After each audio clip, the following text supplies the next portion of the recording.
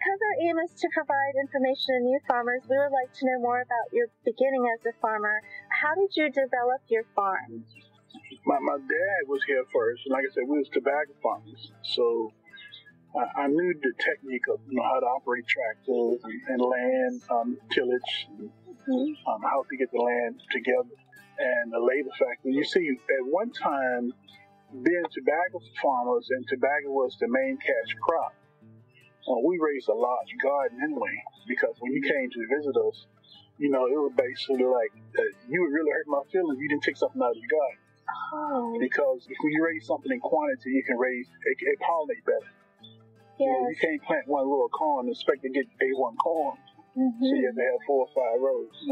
And then people came here, and when they came to visit, they took something from the garden. They made it a yearly event. So people know you for your garden, not just I don't know how to do anything else. I know how to raise a garden. Did you use any business planning tools? I would say in the vegetable arena, we didn't necessarily use a dedicated written resource, but we did use Virginia State University in a small farm outreach program, going to different seminars and going to different programs that they put on for producers to come out and get that knowledge. And a lot of the stuff that they taught, it was pretty innovative material, because traditionally we here in the rural America, everybody grows a garden and everybody has a garden and they grow these certain select crops, and a lot of people never been exposed to different varieties. And as you go further towards the city, and when you start dealing with people who are more health conscious, they want certain select types of food. So that helped us out a whole lot for our business. And also, I graduated from Virginia State University in ag business economics. So a lot of the same concepts that I learned about in college, I'm able to apply it here on the farm. And that aspect, it worked out. But I give a lot of credit to Virginia State and the Small Farm Outreach Program with all of the seminars and all of the programs and workshops. And also another avenue is going to these workshops or just meeting people in the community and meeting other growers who tell you about their ideas and their failures and their accomplishments. That's been probably one of the greatest resources ever, because we can sit here and try everything, but it's a better chance of it being successful if somebody else has already tried it and say, okay, this grows better in this area, or try out this variety, this is how I market this. So a lot of time just help and be in the community. Community, and networking. Do you use enterprise budgets? The strawberries, we indirectly use the enterprise budget. I think you went to the National Strawberry Growers Association conference in Raleigh a couple years ago, and they basically, as a result of attending that conference, they would give you a guide. They'll give you a book and have all your strawberry resources, and they'll tell you what to do week by week for the whole strawberry season. So a lot of what we did, we followed that book. That manual kind of gave us guidelines on what to do. Perfect. So that helped us out. But as far as doing a direct price comparison of what we did to that, item by item, we didn't do that. But overall, in the bigger picture, that kind of helped us, and we did use that guide to kind of go throughout our season, especially on our first year getting started. Do you have any advice for new and beginning farmers? For farming, when things break down, my son get frustrated. I said, "Oh, son, no, you didn't get frustrated. Stuff's gonna break down every day. You might as well take that with the sweet. You made long nobody got hurt. Everything can be repaired. You can just go ahead and repair. That's part of farming. Stuff is gonna break down.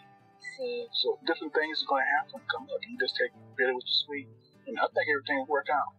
When I first got into agriculture, right now I'm in the agriculture industry in different capacities, but the most important thing that I see every day that I live, agriculture is a culture itself. It's a community. So the best advice can come from people who are already doing what you want to do.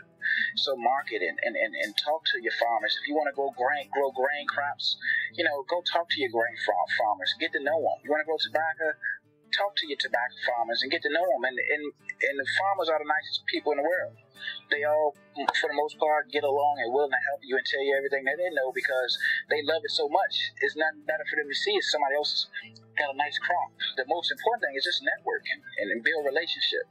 We couldn't do what we do if we didn't have relationships. If we didn't have relationships with labor, if we didn't have relationships with experts like you, if we didn't have relationships with these buyers, these wholesale buyers, or this grocery store, or this guy who has this CSA. Building relationships is key, and that'll take you far as you want to go. And of course, in the world today, everything isn't right. We got we privileged to have internet, which wasn't, we didn't have full access 40 years ago, you know. Yeah. But everything isn't right. I mean, research studies or a phone number. Hey, I need to call this guy.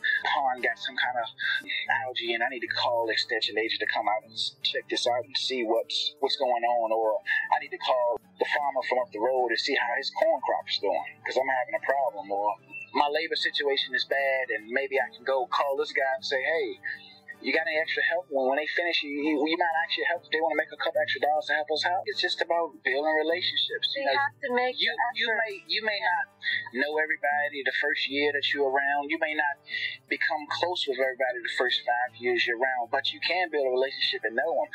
A lot of farmers, they love farming so much, they're not going to exclude you from what they're doing because if they're successful at farming, they already have a market. Right. You know, they might need you. If you go on vegetables, they might need you to grow something for them. But first you have to be friends. Yeah, you have to build relationships and just get to know people. It's just, and people say, well, why did you put your sign up that said established 1908? Let you know we've been here, so if anything you need, check with us. I've been here long enough to give you some kind of advice. Those signs mean something.